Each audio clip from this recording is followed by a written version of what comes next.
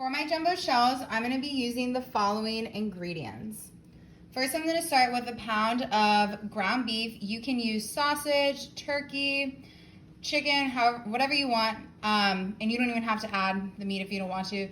I went ahead and made this last night. All I did was add a little bit of salt, pepper, and garlic powder. It's really important to make sure that you drain the fat at the end and make sure that you do that into the bowl, not down the sink. I have a box of jumbo shells. I'm gonna be using about half of the box. I already have my water heating up right now, so I can throw it in once it starts boiling. I'm using one 15-ounce container of ricotta. Again, I use the vegan cheese since I can't have regular cheese. You guys can still use the exact same cheese, but just make sure it's, the regular one. I then am going to use 2 cups of shredded mozzarella, about half a cup of grated Parmesan, which I'm gonna grate by hand. I don't have any marinara sauce at home right now, so I'm just gonna make my own pasta sauce, which will just be a, I think, 29-ounce can of tomato sauce. And then I'm just gonna add some spices. So I have garlic, paprika, Italian seasoning, and then of course you gotta have your salt and pepper. Oh, and basil, can't forget about that. Lastly, I have about half of a white onion chopped that I'm also going to be using. All right, so my water started boiling and I added the pasta in. I'm gonna let it cook for about 11 minutes. One little tip is I like to add salt to my water before I add the pasta. That kind of helps with reducing the stickiness and it adds a little bit of flavor. While my pasta is cooking, I'm gonna go ahead and get started on the onions. I added about a tablespoon of olive oil to a little saucepan. I have it at medium-high heat, and I'm just gonna cook the onions for about 3 to 4 minutes until they caramelize. So you're just gonna stir them around, make sure they get evenly coated with the oil. And then that's it. It's been about 4 minutes, so I went ahead and took my onions off the heat. They look nice and caramelized. So I'm gonna go ahead and add my tomato sauce into the same pan. I went ahead and lowered the heat to about medium. And I wanted to cook the onions in the same pan just because it'll give, some extra flavor to the pasta sauce. So I'm gonna go ahead and add my spices. All right, so I'm draining my pasta. One thing I like to do after I'm done cooking pasta is actually run some cold water in it. It'll help stop it from cooking and it'll allow it to cool down a little bit faster as well. Now that I've drained my pasta, I'm gonna go ahead and add the shells to a cookie sheet that I lined with wax paper. You wanna use wax paper because the pasta won't stick, and this will just allow it to cool down a little bit faster. So I just wanna carefully add them in there. My shells are all lined up and they're gonna cool down for a couple of minutes. Whatever shells you end up not using, you can just add a little bit of olive oil and store those in a container in the fridge. So while that's cooling, I have my pasta sauce cooking over here.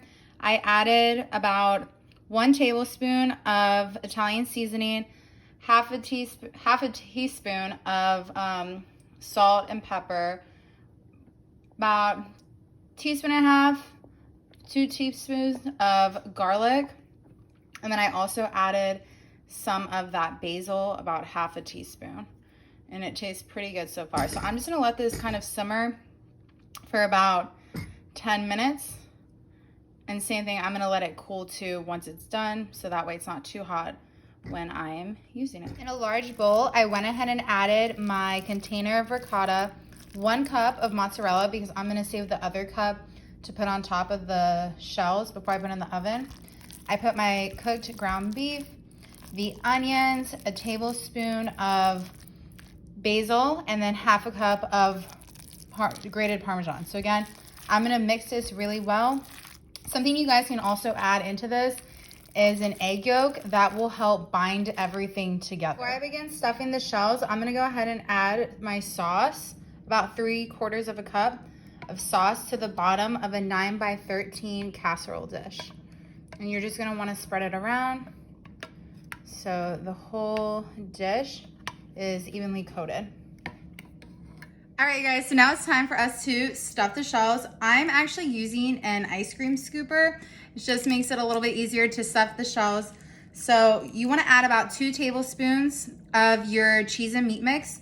I'm holding my pasta shell in my non-dominant hand, so my left hand. It just makes it a little bit easier.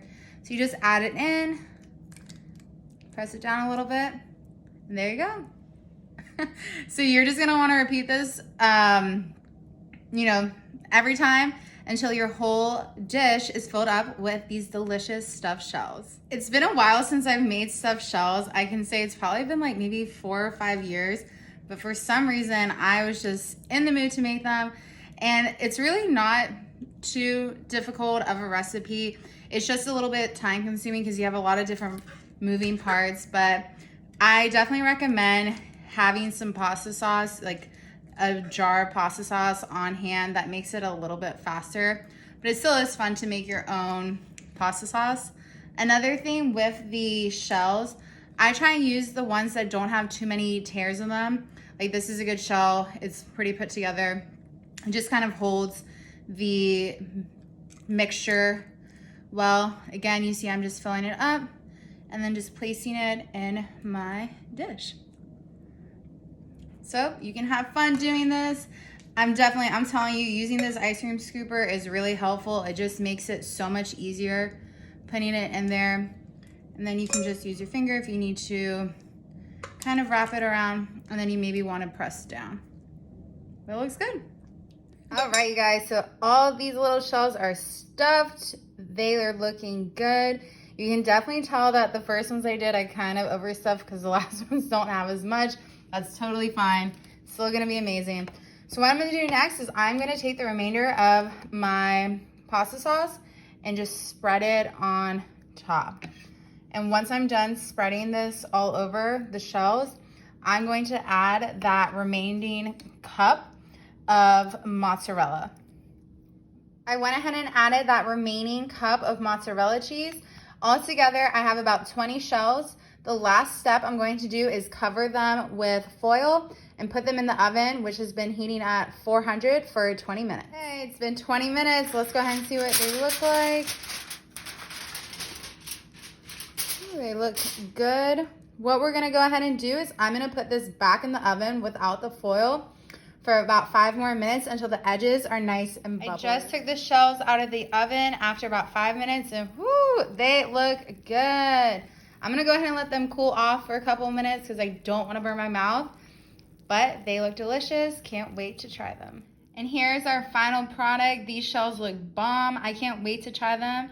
I hope you guys try this recipe out soon. Let me know what you think.